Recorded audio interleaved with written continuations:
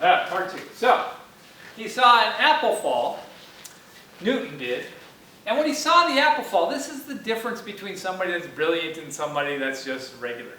They see an apple fall and they go, okay, that's nice, all apples fall. At the time, remember, they still believed that the Earth had special laws, like gravity and stuff. They knew how that was working. Galileo helped to try to figure that out and how fast things accelerated. But they thought that the heavens were different.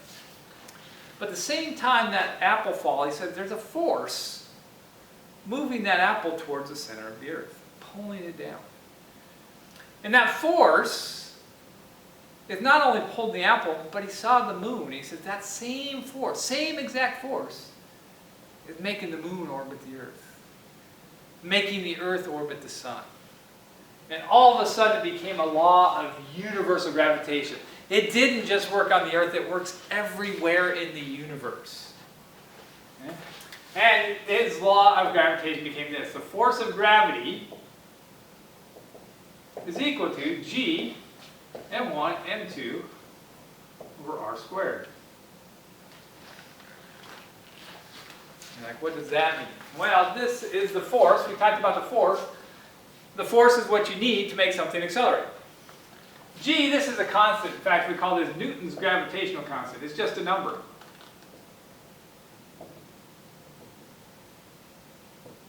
It's actually a really tiny number because gravity is not very strong. And these are the two masses. And this is the distance between their centers.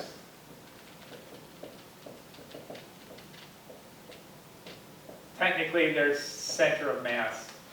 What's called between their centers. So what this says is, if I have an object here, one object, mass 1, one object, mass 2, then gravity from mass 1 is going to pull mass 2 towards it. But because of Newton's third law, there's an equal and opposite, so mass 2 is also applying the same force of gravity on mass 1. Those forces are exactly equal because they're pulling on each other. And all mass, every mass in the universe pulls on every other mass in the universe. And that's what makes everything come together. Then he thought, okay, so that force then is what keeps the moon in orbit around the Earth. But how does that work when I have my apple falling from a tree? It says here's the whole Earth.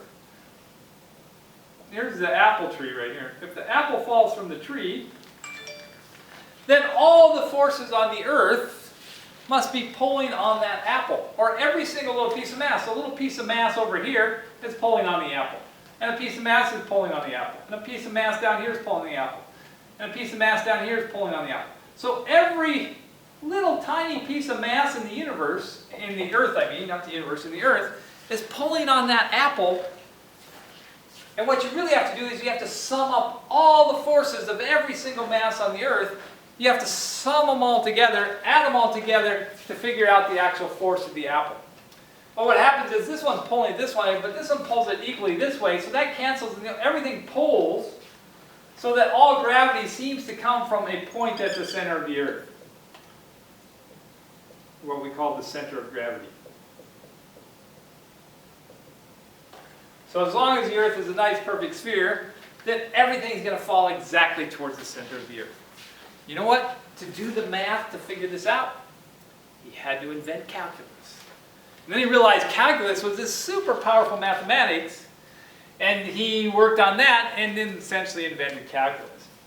Now again, he never published his findings on calculus until much, much later in life, when another guy finally figured out Newton had been lending out hints that he had discovered this whole new form of mathematics for 20 years, and a guy named Leeuwenhoek, something like that, actually figured out calculus without ever seeing Newton's, just with the hints of it. And so together, then they give, well, nowadays we give them both credit for discovering calculus. So that is how calculus came about. We don't do any calculus in this class, so don't worry about it. All right. Also, Newton realized that, look, because gravity is always pulling downward towards the center of the Earth, if you had a mountain and you had a cannon on top of the mountain, a cannon on top of the mountain, and you shot a cannonball out of the cannon, that cannonball is going to go out and fall down to the Earth. Why? Well, the reality is that cannonball is trying to orbit in an elliptical orbit the center of the Earth, but the Earth gets in the way. Why is it orbiting in an elliptical orbit? Because Kepler said that. Kepler's 3 laws all work because of Newton's law of gravitation. Kepler figured them out just by making it fit the motion of the planets.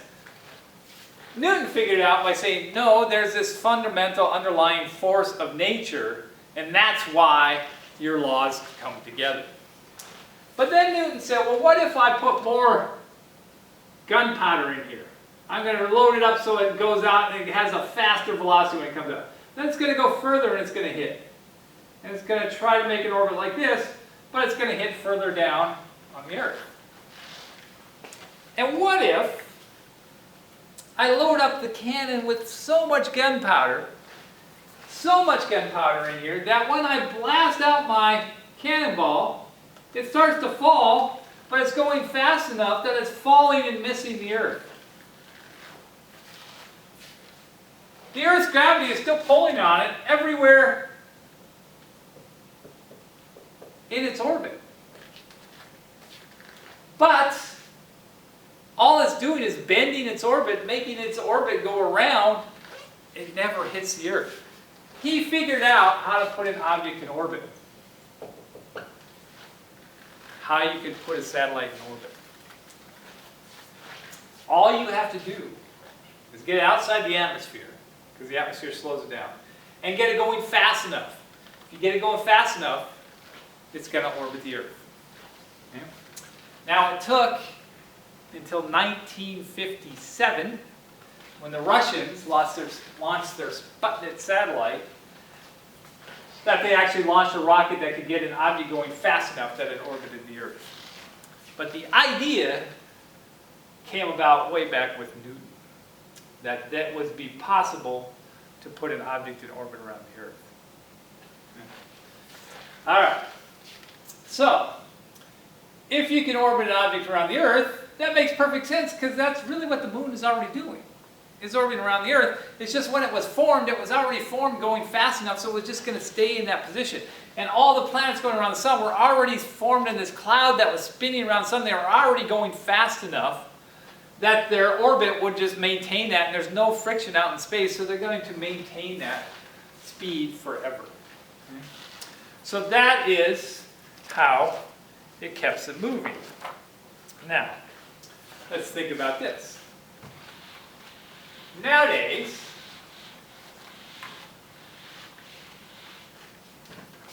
we can take the orbiting Earth, and as we put a satellite into orbit, if it's low down here, about where the space station is, down here, it goes around the Earth in like an hour and 20 minutes or so.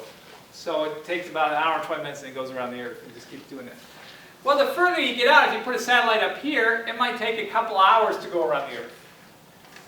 But there's a magic spot where this is the North Pole of the Earth sticking out of the board, where if I put it out here far enough, some 30,000 miles above the Earth's surface, that when it goes, it orbits, it takes 24 hours to go around. Well, how long does it take the Earth to rotate? It takes the Earth 24 hours to rotate. And so as they orbit, they spin at exactly the same speed. This is a very special orbit. This is called a geosynchronous orbit, or sometimes called geostationary. There's slight differences, but not worth worrying about for this class. Stationary because it's always over the same spot on the Earth all the time. So as the Earth spins, it moves with it. Okay? And if you do that, then that satellite always stays in the same spot. It can always send signals to exactly the same spot on the Earth. That is how you get things like Dish TV and Direct TV, which are satellite TVs. Because they have these satellites up there, and they beam all their signals up there, and then they beam them down to the Earth, and your satellite can pick them up. And they always stay in the same spot. You don't have to go out there and keep moving your antenna to try to find the satellite. Once you get it lined up, it should always be lined up with that satellite. Also, the advantage of that too is that you can take like weather pictures. So a lot of the weather pictures where they show the patterns of the hurricanes and stuff are these geosynchronous orbit. They just sit out there and take pictures. Now ones like GPS uses to figure out your location of the Earth are in low Earth orbit. They just have a whole bunch of them. So at any given time, you can get at least 3 to 10 of them orbiting around because they're spinning all over the Earth. And when you look up, you get a bunch of them, and it's the signal from all of them combined that allows them to pinpoint exactly where you are on the Earth. All right, a little far out, but this is an idea that first started out in science fiction, but it may become science reality sometime. What if you put your space station out here at geosynchronous orbit? And then, instead of launching your rockets, which burn up lots of fuel, cause a lot of pollution, and cost a fortune to get out there, instead we have a wire that goes all the way to the Earth. In fact, it's going to be a loop of a wire. And we make this into a giant elevator. Because this point always stays all the way over the Earth, this is the perfect point to put it. It has to be above the equator, because that's the only way it's going to work. Is you put it above the equator and you have a giant elevator. That takes you and you just hop in the elevator and you ride up to the space station and you ride back down again. Now there's some technical challenges. No physics problems. The physics is okay.